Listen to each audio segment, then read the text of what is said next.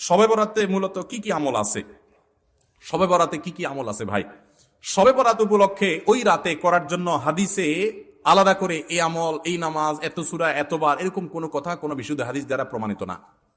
কিন্তু আমরা অনেকে মনে করি শবে বরাতের নামাজ এত রাকাত, প্রথম রাকাতে অমুক সূরা এতবার, দ্বিতীয় রাকাতে তমুক সূরা অতবার, এরকম একটা গদবাদা সিস্টেম আমরা অনেকে বানাই নিছি না?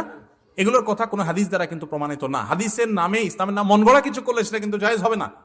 তাহলে আমি কি করতে পারি? মধ্য শাবানের রাত, যেটাকে আমরা শবে বরাত বলি, এই রাতে আল্লাহ তাআলা বান্দাদেরকে সাধারণ ক্ষমা ঘোষণা করে। এই রাতে একবারে কোনো মর্যাদা নাই, ব্যাপারটা সেরকম না।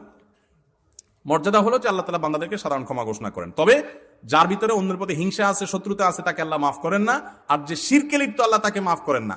আপনি মাজারে সিজদা করেন আর শবে বরাতে সারা রাত মসজিদে সিজদা করতেছেন আর কান্নাকাটি করতেছেন, লাভ নাই, কারণ আপনি শিরকে লিপ্ত। শবে বরাতের সাধারণ ক্ষমা বা মধ্য শাবানের রাতের সাধারণ ক্ষমার মধ্যে আপনি পড়বেন না। এই জন্য শবে বরাতে আল্লাহ তাআলা সাধারণ ক্ষমা যদি আপনি পেতে চান, তাহলে আপনার কি করতে হবে? আপনার নিজেকে শিরক থেকে মুক্ত করতে হবে। শত্রুতা বিদ্বেষ কারোর প্রতি রাখা যাবে না, সবাইকে মাফ করে দিতে হবে। আল্লাহ আমাদেরকে তৌফিক দান করুন।